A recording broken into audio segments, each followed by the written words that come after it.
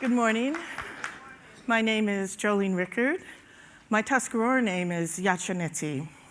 I'm here to talk about the way in which indigeneity is located within this discussion and in the Americas.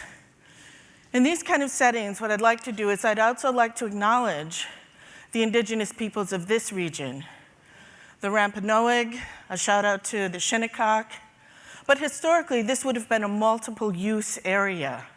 So there would have been people all up and down the East Coast coming through this region. And so any place you are in the Americas, of course you're already aware that you're in our homelands. And so the idea of a geography of knowledge in America or the Americas is incredibly vacant as far as I'm concerned. The drummers, and I'd like to thank the drummers who opened us this morning.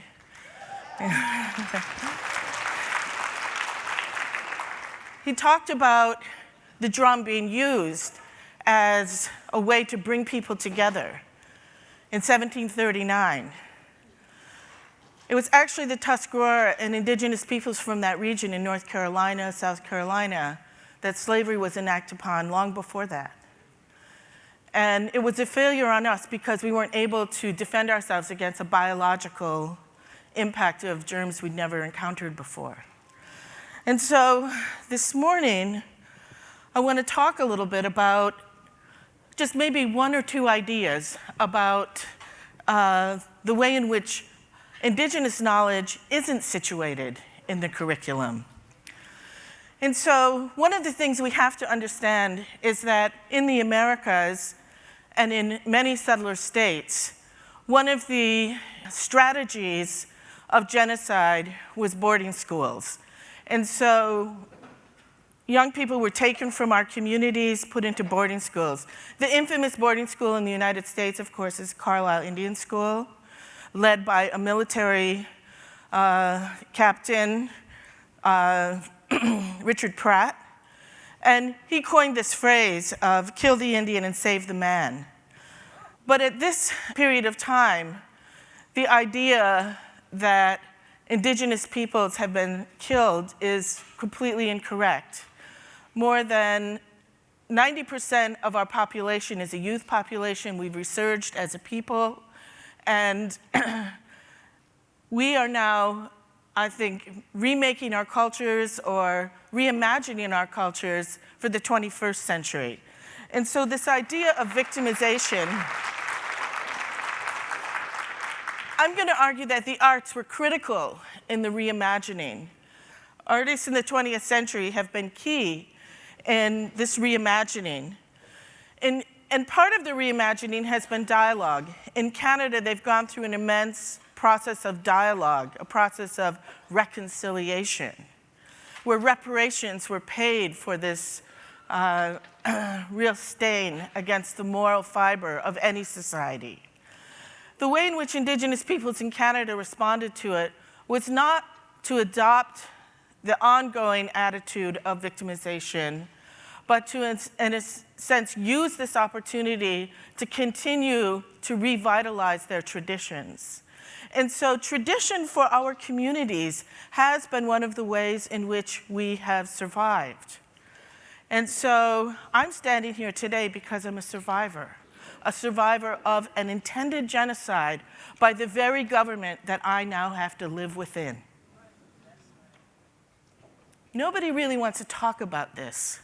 There is a lingering, ongoing kind of angst about what are we going to do about that Indian or Native American. I get 100 phone calls this time of year. Will you come and talk to my students about Thanksgiving?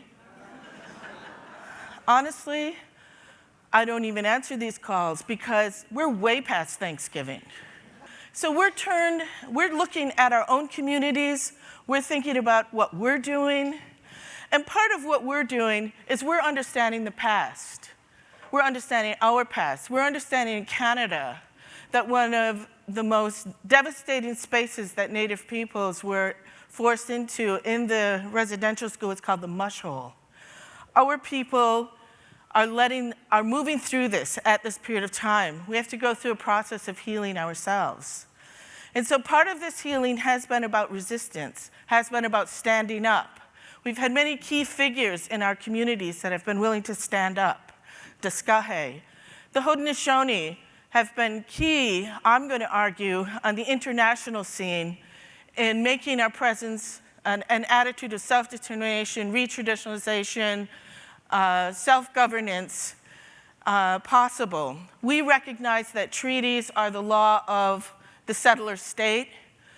You'll see a very didactic image here of the way in which we represent our law, which is the wampum belt, and then you can see the laws that guarantee a modicum of security for indigenous peoples in this region through treaty. Then there's our own internal knowledge systems, prophecy. Then there's the way in which we understand our worldview. Every single indigenous peoples in the world has a way in which they understand their cosmological, ontological beginnings. It's closely tied to the land. You don't really understand where you live until you understand the philosophical ontology of the indigenous peoples who've been there for thousands of years. And so, and we're into it. We want allies. You're here this morning because we're all allies. We're all under the structures of oppression. It's just that the structure of oppression that my people are under began when your people arrived. What are we going to do about that? All right? We got to go way past the formation of America to really understand how we begin to unpack those structures. So central to the academic space is the idea that we have to introduce in the arts a critical discourse of colonization. How many MFA programs even teach a course in colonization on post-colonial studies? Because we're not going to get to the broader notion of peace in society unless we understand colonization. These are just some of my own artworks reflecting on these ideas. And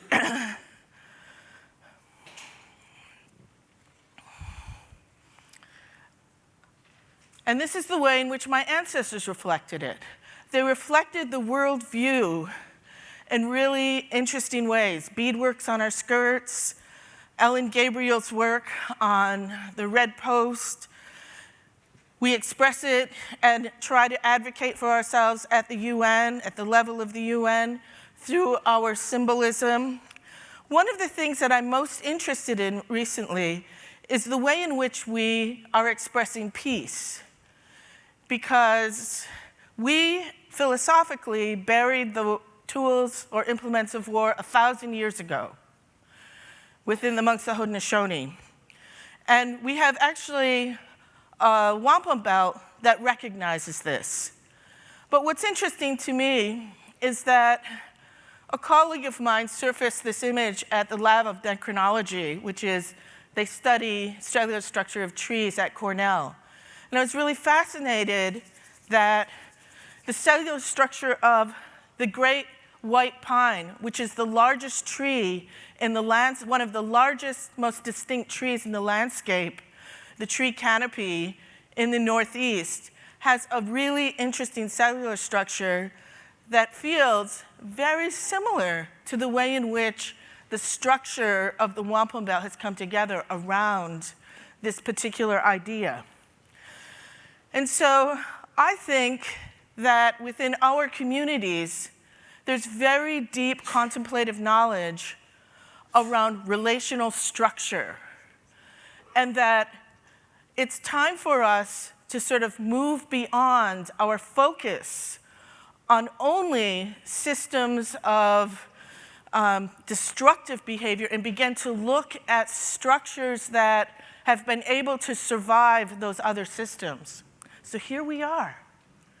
We did it. We came through multiple genocides in the Americas. And we did this because we're thinking about very deep ideas about our relationships to place. And I'd just really like to do that together with all of you, but I'd like to really to be as respectful, a kind of reciprocity of exchange, not just one way.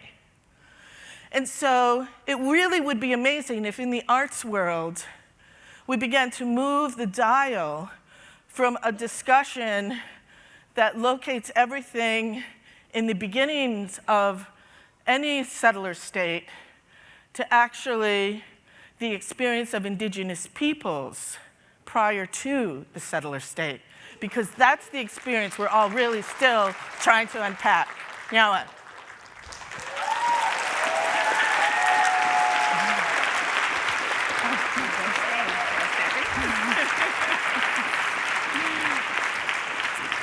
Thank you, Jolene. So, as you very rightly point out,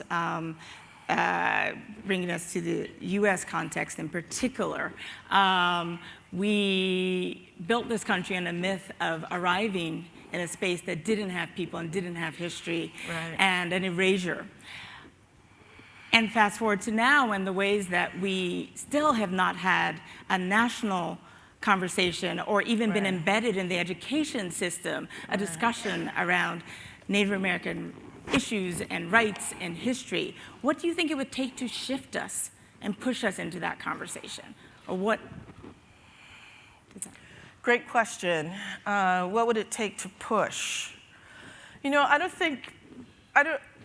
I'm not sure that push would be something that, but I do think influence. And I don't think we have a choice at this period of time, because everybody's trying to figure out how to live sustainably. Everybody's trying to figure out how to live peaceably. And everybody wants some kind of equity. Unless, of course, you're in that 1%, and then those aren't your concerns at all. Or if they're your concerns, you understand the deficit to unpack it. And so I do think the call here for action has been very important, but I also think education plays a critical role. And that in order to have action, you have to ignite people's understanding and curiosity. And so the curiosity, in my opinion, is single little ideas like this. Like, yeah, who lived here before I got here? And what does that mean? And are they still here? And is there anything that they understood about this place that maybe I'd like to really understand as well? Because I think that, the whole world is moving. Everybody's living someplace else, including people in our communities. And so how do we then still take advantage of peoples who've, had an analysis of a place for thousands of years? I mean, I still think there's importance in that. And so, I don't know, our communities today are very small in number. The discussion in Canada is very different. Yeah, There is more of an Native Euro-Canadian discussion going on in Latin America, just because they have critical mass, because there's 2 million Quechua-speaking people, they just cannot avoid it. But we don't all have equal rights within these systems. And so for us, our focus has been to advocate at the level of the UN. And so we need allies in this discussion, though. Allies and acknowledgement maybe is that push. And what role do you see allies playing? I think the first thing you could do is support Native American studies courses in your universities, create allies with the professors that are there. If you don't have an Indigenous studies curriculum in your university, why not? Could you imagine going any other place in the world and not having a critical studies? If you were in China and you went to a Chinese university, there was nothing about China in the university. I think there's something really wrong about that. Every university in the United States should have an Indigenous studies program. All right.